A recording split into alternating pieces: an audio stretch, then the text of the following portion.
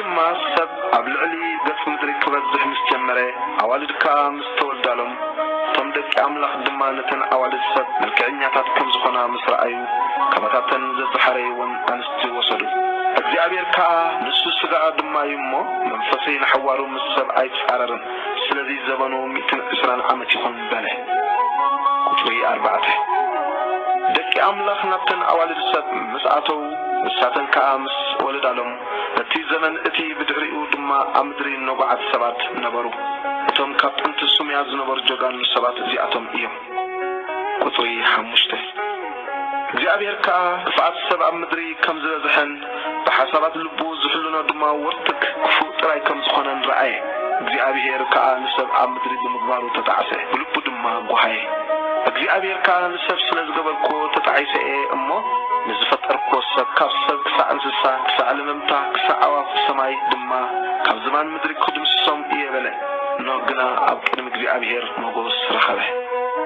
ቁጥሪ 9 ولد نوح ازي نوح ابتم ولد تاتو صادقن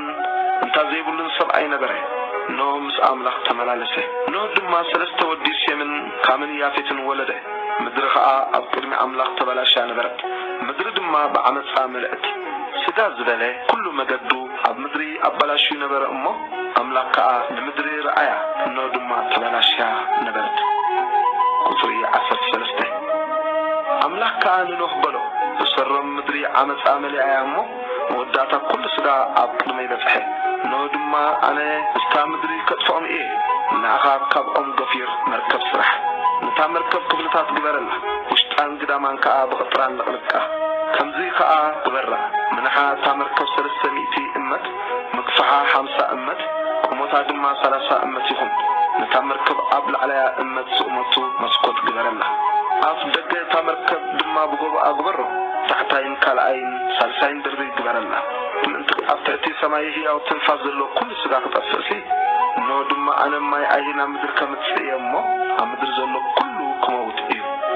مسخا قنا كيداني كأوم إيه مسخا دما دك خان سريت خان آنس دك خان نامركب كتعطيها مسخا بيوت من تخطفلوهم دما كاب كل فياو كاب سقاق زبلل ككل تكاب كل عينة نامركب أعطو تبعتين آنستيتن يخونو مسخا بيوت من تخطفلوهم سي كاب عواف ببعينتن كاب انسسا ببعينتو عمدر لمن كاب زبلو ببعينتو جيركا كاب زخون عالت ككلت نابخا يأتو كاب زبلع كل عينت بالعدمان نأخان نعطاتو من تقلب كخون أعتخا أبخا أكبو نهدم ماكم وقبره تنتقزي أبير زعززون كله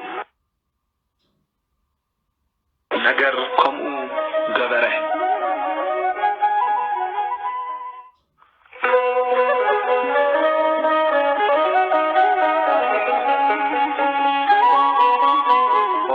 زفطرت معرف شوعته ريحه እግዚአብሔር ድማ ንኖህ በሎ ኣብዛ ወለዶ እዚኣ ኣብ ቅድመይ ጸዲቅ ካርኪበካ እሞ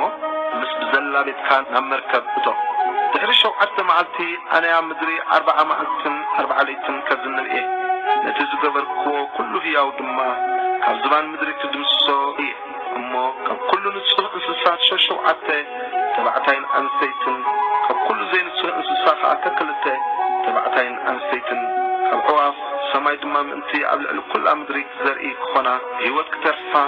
7 ተባዕታይን ኣንስተይትን ምሳኻ ውሰድ ኖ ድማ ከምቲ እግዚአብሔር ዝኣዘዞ ኩሉ ገበረ ቁጥሪ 6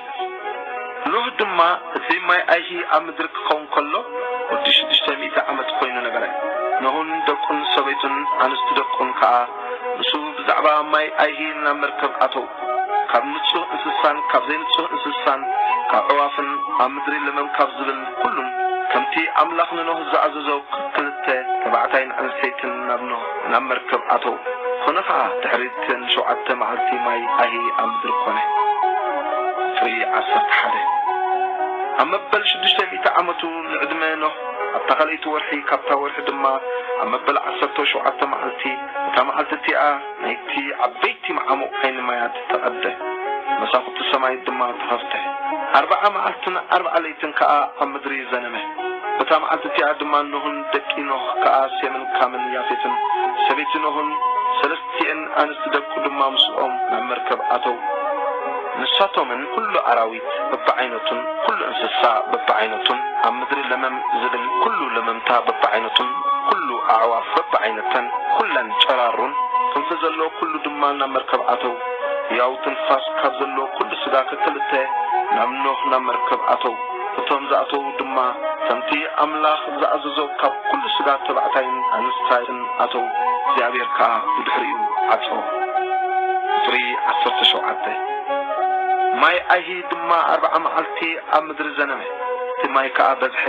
እታ መርከብ ድማ ኣልዓላ ካብ ምድሪ ከዓ ንላዕሊ ክበለት እቲ ማይ ድማ በርትዐ ኣብ ምድሪ ከዓ ኣዝዩ በዝሐ እታ መርከብ ድማ ኣብ ልዕሊ ማይ ተፅበሕልል ነበረት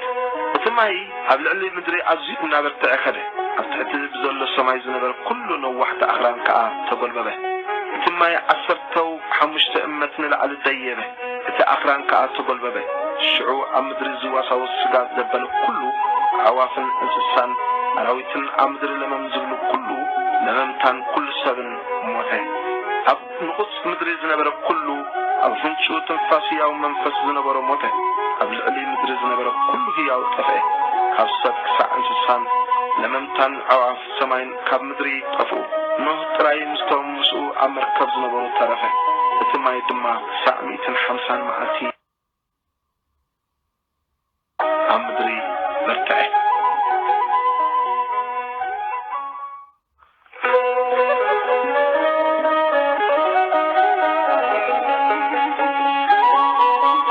ኦሪት ዘፍጥረት ምዕራፍ 8 ቁጥሪ 1 ኣምላኽ ከዓ ንኖህን ነቶም ምስኡ ኣብ መርከብ ዝነበሩ ኩሎም ኣራዊትን ኩሉ እንስሳን ዘከረ ኣምላኽ ድማ ኣብ ምድሪ ንፋስ ኣንፈሰ እቲ ማይ ከዓ ጎደለ ናይቲ ማዕሙቕ ዓይኒ ማያትን መሳኽቲ ሰማይን ተዓርሰ ሰርቡን ካብ ሰማይ ፀሓየ እቲ ማይ ድማ ካብ ምድሪ እናተመልሰ ከደ ኣብ መወዳእታ 150 መዓልቲ ከዓ እቲ ማይ ጎደለ ሰብዒቲ ወርሒ ካብታ ወርሒ ድማ ኣብ መበል 17 መዓልቲ እታ መርከብ ኣብ ኣኽራን ኣራራት ዓረፈት እቲ ማይ ከዓ ክሳዕ 10 ወርሒ እናጎደለ ኸደ ኣብ 10 ወርሒ ካብታ ወርሒ ድማ በታ ቀዳሚት መዓልቲ ርእሲ እቲ ኣኽራን ተረኣየ ኮነ ከዓ ኣብ መወዳእታ 40 መዓልቲ ኖህ ነቲ ኣብ መርከብ ዝሰርሖ መስኮት ከፈቶ ኳኹ ድማ ሰደደ ንሱ ከዓ ማይ ካብ ምድሪ ክሳዕ ዝነፀፍ የው ነጀው ይመላለስ ነበረ ድሕሪ ድማ ማይ ካብ ልዕሊ ገጽ ምድሪ ጎዲሉ እንተኾነ ክርኢ ካብቲ ዘሎ ርግቢ ሰደደ ኣብ ልዕሊ ገጽ ኩላ ምድሪ ማይ ስለ ዝነበረ ግና እታ ርግቢ እግራ ተዕርፈላ ኣይረኸበትን እሞ ናብኡ ናብ መርከብ ተመልሰቶ ኢዱ ዘርጊሑ ወሰዳ ናብኡ ከዓ ናብ መርከብ ኣእተዋ ገና ካልእ 7 መዓልቲ ፀኒሑ ድማ እታ ርግቢ መሊሱ ካብ መርከብ ሰደዳ እታ ርግቢ ኣጋምሸት ተመልሰቶ ኖህ ከዓ ልሙዕ ቆፅሊ ኣውሊዕ ኣብ ኣፋ ሒዛ ነበረት ሽዑ ኖህ ማይ ካብ ምድሪ ከም ዝነፀፈ ፈለጠ ገና ካልእ 7 መዓልቲ ፀኒሑ ድማ እታ ርግቢ ሰደዳ ድሕሪ ደጊም ናብኡ ኣይተመለሰትን ቁጥሪ 13 ኮነ ከዓ ኣብ መበል 601 ዓመቱ ኖህ ኣብ ቀዳሚት ወርሒ ካብታ ወርሒ ድማ ኣብ ቀዳሚት መዓልቲ እቲ ማይ ካብ ምድሪ ነፀፈ ሽዑ ኖህ ናሕሲ መርከብ ጠሊዑ رأي إنه خاجت تامدري نعيت أنا بس أبكال إتي وحي كفت وحي دما أمبل إسران شو عتل مع التامدري نعشت فرع السرد حمشته أملاخ دما نو كم زيد تزاربو مسخان سبيت خان دك خان أنس دك خان كأم سخا كم مركوتو مسخا زلو كل هياو كفسجا زبلة أعوافن إنسان أمدري لممتان أمدري كسسنو مسخا وصايم أمدر دما يفريون يبازحون شعونه تكون سبيتون أنست دكون كأمسوتو كل أراويتن كل لممتان كل عوافن أمدري زواسا وسزبل كلهم دما بعلتهم كمركوتو فري إسرع نو دما نجزي أبيهر مسوي سرحي كاب نتسو انسسا زبلن كاب كل النسوهات عوافن وسيدخا زحر المسواتي أمسوي أعرقه يابير دما زتعم مأذا أجانوه እግዚአብሔር ከአ ልቡ ህልና ልብ ሰብካብ ንስነቱ ጀሚሩ ክፉ እዩሞ ህርደጊም ሰርሰል ንምድረ መልሰ አይረግማን ህርደጊም ሲከምት ዝገበርኮ ያውት ዘበለ ኩሉ መልሰ አይኮቀን እየ ምድር ክሳዕ ዘላ ዘርን ዓሲርን ዘሐልን ዋዕን ሓጋይን ክረምትን መዓልትን ኣቋርጽን እዩ በለ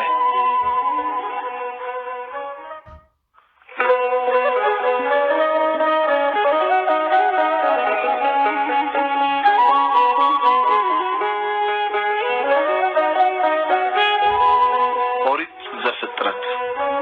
ምዕራፍ 9 ቁጥር 1 ኣምላኽ ከዓ ንኖህን ንደቁን ባረኾም በሎም ድማ ፍሬን ተባዝሑን ንምድሪ ከዓ ምልእዋ ኩሉ ኣራዊት ምድርን ኣዕዋፍ ሰማይን ባኻትኩም ይፍራህን ይሰንብድን ምስቲ ኣብ ምድሪ ለመም ዝብል ኩሉን ዓሳታት ባሕሪ ኩሉን ኣብ ኢድኩም ተዋህበ ዝዋሳወስ ዘበለ ኩሉ ህያው መብልዕኹም ይኹን እዚ ኩሉ ከምቲ ልሙዕ ብቑሊ ሂበኩም ኣለኹ ናኸ ስጋ ምስ ነፍሱ ትደሙ ኣይትብልዕዎ እቲ ነፍስኹም ዘሎ ደምኩምሲ ኣነ ክደልዮ እየ ካብ ኢድ ኩሉ ኣራዊት ክደልዮ እየ ነፍሲ ሰብ ድማ ካብ ኢድ ሰብ ካብ ኢድ ሓው ክደልዮ እየ ኣምላኽ ንሰብ ብመልክዑ ገይርዎ እዩ እሞ እቲ ደም ሰብ ዘፍስስ ደሙ ብሰብ ክፈስስ እዩ ንስኻትኩም ከዓ ፍሬን ተባዝሑን ኣብ ምድሪ ሰስኑ ኣብኣ ድማ ተባዝሑ ቁጥሪ 8 ኣምላኽ ከዓ ንኖህ ንደቁ ድማ ምስኡ ከምዚ ኢሉ ተዛረቦ እኖ ኣነ ከዓ ምስኻትኩም ብድሕሪኹም ድማ ምስ ዘርእኹምን ነቲ ምስኻትኩም ዘሎ ኩሉ ህያው ፍጡር ኣዕዋፍ እንስሳ ምስኻትኩም ዘሎ ኩሉ ኣራዊት ምድሪ ድማ ምስቲ ካብ መርከብ ዝወፅእ ኩሉን ምስ ኩሉ ኣራዊት ምድርን ኪዳነይ የቀውም ኣለኹ ኪዳነይ ከዓ ምስኻትኩም የቀውም ኣለኹ ድሕሪ ደጊም ስጋ ዘበለ ኩሉ ብማይ ኣይሂ ኣይጠፍእን ንምድሪ ዘጥፍእ ማይ ኣይሂ ድማ መሊሱ ኣይከውንን ኣምላኽ ከዓ በለ እቲ ኣብ መንጎይን ኣብ መንጎኹምን ኣብ መንጎ እቲ ምስኻትኩም ዘሎ ኩሉ ህያው ነፍስን ንዘለዓለም ዝገብሮ ኪዳን ምልክቱ እዚ ቀስተይ ኣብ ደመና የነብር ኣለኹ ንሱ ድማ እቲ ኣብ መንጎይን ኣብ መንጎ ምድርን ዘሎ ኪዳን ምልክት ክኸውን እዩ ይኸውን ከዓ ደበና ኣብ ልዕሊ ምድሪ ምስ ዝደባኑ ኣብቲ ደበና ድማ ቀስቲ ክርአ እዩ እቲ ኣብ መንጎይን ኣብ መንጎኹምን ኣብ መንጎ እቲ ኣብ ኩሉ ስጋ ዘሎ ኩሉ ህያው ነፍስን ዘሎ ኪዳነይ ክዝክር ደጊምሲ እቲ ንኩሉ ስጋ ዘጥፍእ ማይ ኣይሂ ኣይክኸውንን እዩ እቲ ቀስቲ ድማ ኣብ ደመና ክኸውን እዩ ኣነ ከዓ ነቲ ኣብ መንጎ ኣምላኽን ኣብ መንጎ እቲ ኣብ ምድሪ ዘሎ ኣብ ኩሉ ስጋ ዘሎ ኩሉ ህያው ነፍስን ዘሎ ኪዳን ዘለዓለም እንቲ ክዝክር ክሪኦ እየ ኣምላኽ ድማ ንኖህ ነቲ ኣብ መንጎይን ኣብ መንጎ እቲ ኣብ ልዕሊ ምድሪ ዘሎ ኩሉ ስጋ ዘቐምክዎ ኪዳን ምልክቱ እዚ እዩ በሎ እቶም ካብ መርከብ ዝወፁ ደቂ ኖህ ሴምን ካምን ያፌትን እዮም ካም ከዓ ኣቦ ከነዓን እዩ እዚኣቶም ሰለስቲኦም ደቂ ኖህ እዮም ካብዚኣቶም ከዓ ሰብ ኣብ ኩላ ምድሪ ተዘሩ ቁጥሪ 20 ኖህ ድማ ሓረስታይ ምድሪ ክኸውን ጀመረ ወይኑ ከዓ ተኸለ ካብ ወይኑ ሰትዩ ድማ ዝተኸረ ኣብ ማእከል ድንኳኑ ከዓ ጥራይ ኮነ ካም ኣቦ ከነዓን ከዓ ሕፍረት ኣብኡ ርኢዩ ናብ ግዳን ወፂኡ ንክልቲኦም ኣሕዋቱ ነገሮም ሴምን ያፌትን ድማ ግዳን ወሲዶም ኣብ መንክቦም ገይሮም እናድሓርሓሩ ሕፍረት ኣቦም ከደን ገጾም ንድሕሪት ገይሮም ሕፍረት ኣቦኦም ኣይረኣዩ ኖህ ከዓ ካብ ስኽራኑ ናብ ልቡ ተመልሰ እቲ ንእሽቶ ወዱ ዝገበሮ ድማ ፈለጠ ቁጥሪ 25 በለ ከዓ ከነዓን ርጉም ንሕዋቱ ባርያ ባሮት ይኹን በለ ድማ እግዚአብሔር ኣምላኽ ሴም ይባርኽ ከነዓን ድማ ባርኡ ይኹን ኣምላኽ ንያፌት የስፍሕ ኣብ ድንኳውንቲ ሴም ከዓ ይንበር ከነዓን ድማ ባርኡ ይኹን ኖህ ከዓ ድሕሪ ማይ ኣይሂ 350 ዓመት ገበረ ቅድመ ኖህ 950 ዓመት ኮነ ሞተ ድማ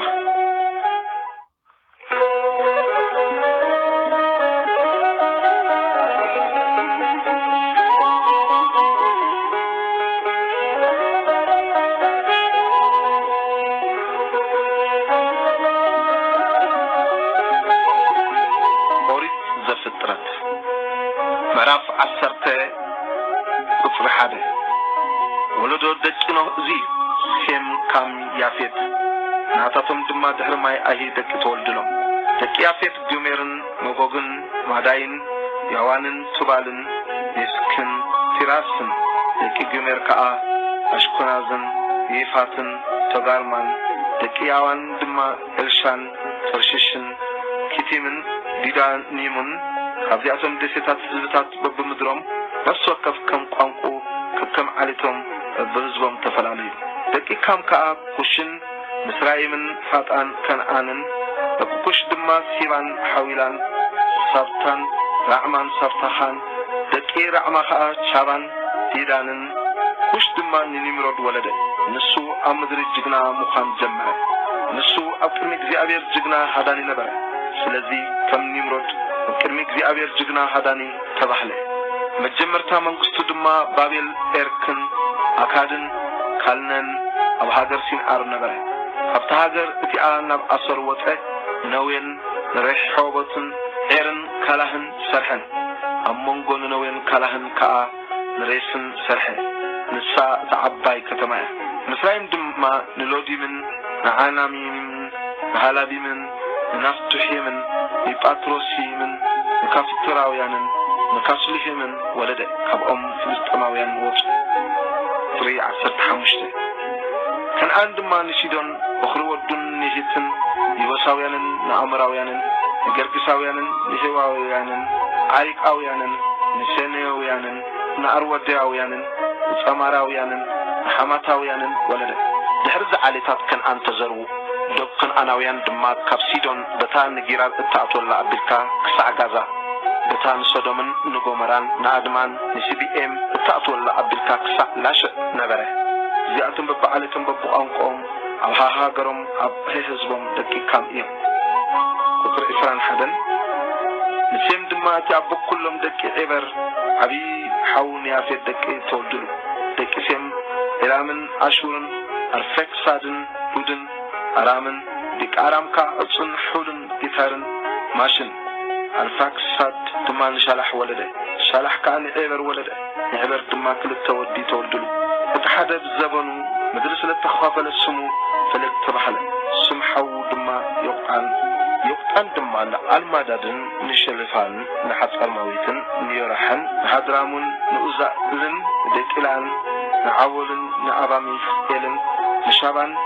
ንኤፎርን ንሓዊላን ንዮባባን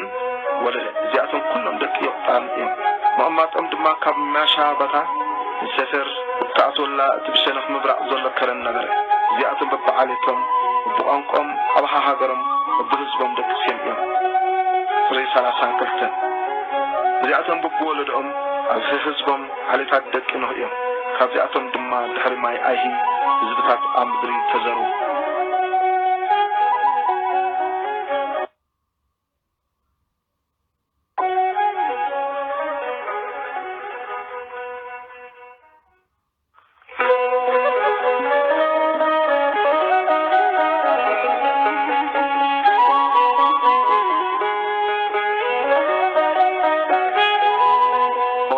ዘፍጥረት ምዕራፍ 11 ግንቢ ባቢሎን ቁጥር 1 ምድሪ ብዘላ በሓደ ቋንቋን በሓደ ንግግርን ነበረት ኮነ ድማ ንምብራቕ ኣቢሎም ዝተጓዕዙ ኣብ ምድሪ ሲንዓር ጎልጎል ረኸቡ ኣብኡ ድማ ተቐመጡ ንሓድሕዶም ድማ ክላግዳ ጡብ ንስራሕ እሞ ብሓዊ ንጥፈኖ ተባሃሃሉ እሞ ጡብ ኣብ ክንዲ እምኒ ፀብሪ ከዓ ኣብ ክንዲ ኖራ ኮነሎም ሽዑ ድማ ክላግዳት ኣብ ብልዕሊ ገጽ ኩላ ምድሪ ፋሕከይ ንብልሲ ከተማን ርእሲ ሰማይ ዝጥንቁር ግንብን ንስራሕ ስና ከዓ ንፀውዕ በሉ እግዚአብሔር ከዓ ነቲ ደቂ ሰብ ዝሰርሕዎ ዝነበሩ ከተማን ግንብን ክርኢ ወረደ እግዚአብሔር ድማ እነሆ ኩላቶም ሓደ ዝዘርብኦም ሓደ ህዝቢ እዮም መጀመርታ ግብሮም ከዓ እዚ እዩ ሕጂ ድማ ክገብርዎ ኢሎም ዝህቅልዎ ዘበለው ዝኽልክሎም የልቦን እምበኣር ማንም ንዘረባ ብፃይ ምእንቲ ከይሰምዕሲ ንዑ ንውረድ ኣብኡ ከዓ ዘረብኦም ንድባልቕ በለ እግዚአብሔር ድማ ካብኡ ናብ ልዕሊ ገጽ ኩላ ምድሪ ፋሕ ኣበሎም ንስራሕ እታ ከተማ ከዓ ገደፉ እግዚአብሔር ኣብኣ ቋንቋ ኩላ ምድሪ ፋሕ ስለዘበለ ስም እታ ከተማ ባቤል ተባህለ ካብኣ ከዓ እግዚአብሔር ናብ ልዕሊ ገጽ ኩላ ምድሪ በተኑ ካብ ሴም ክሳዕ አብርሃም ቁጥሪ 10 ወለደ ሴም እዚ ሴም ወዲ 100 ዓመት ኮነ 2 ዓመት ድሕሪ ማይ ኣይሂ ከዓ ንኣርፌክሳድ ወለደ ሴም ድማ ድሕሪትን ኣብ ፌክሳድ ምስ ወለደ 500 ዓመት ገበረ ኣወዳትን ኣዋልድን ከዓ ወለደ ኣርፌክሳድ ድማ 35 ዓመት ገበረ ንሻላሕ ከዓ ወለደ ኣርፌክሳዱን ንሻላሕ ምስ ወለደ ድሕሪኡ 403 ዓመት ገበረ ኣወዳትን ኣዋልድን ድማ ወለደ ሻላሕ ከዓ 30 ዓመት ገበረ ንዕበር ወለደ ሻላሕ ንዕበር ምስ ወለደ ድማ ድሕሪኡ 403 ዓመት ገበረ ኣወዳትን ኣዋልድን ከዓ ወለደ ዕበር ድማ ድማ 34 ዓመት ገበረ ንፈለግ ከዓ ወለደ ዒበር ንፈለግ ምስ ወለደ ከዓ ድሕሪኡ 430 ዓመት ገበረ ኣወዳትን ኣዋልድን ድማ ወለደ ፈለግ ከዓ 30 ዓመት ገበረ ንረጉ ወለደ ፈለግ ንረጉ ምስ ወለደ ድማ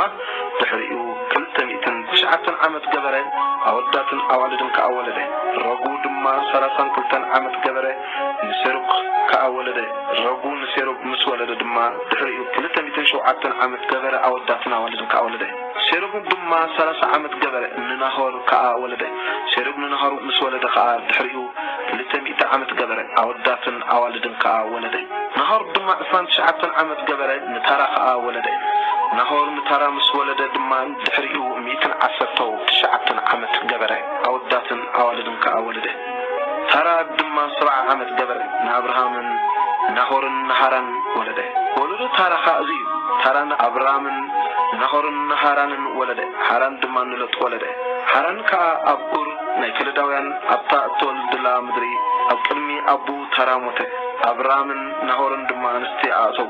ስም ሰበይቲ ኣብርሃም ሳራይ እዩ ስም ሰበይቲ ናሆር ድማ ሚልካ ጓል ሃራን ኣቦ ሚልካን ኣቦ ይስካን እዩ ሳራይ ከዓ መኻን ነበረት እሞ ውልድ ኣይነበራን ታራ ድማ ንኣብርሃም ወዱን ንሎጥ ወዲ ሃራን ወዱ ወዱን ሳራይ ከዓ ሰበይቲ ወዱ ሰበይቲ ኣብርሃም ወዱ ወሰደ ካብ ኡር ናይ ከለዳውያን ኣብ ምድሪ ከነዓን ክኸዱ ብሓደ ወፁ ናብ ካራን ድማ መፁ ኣብኣ ከዓ ተቐመጡ ዕድመ ታራ ድማ 5 ዓመት ኮነ ታራ ከዓ ኣብ ካራን ሞተ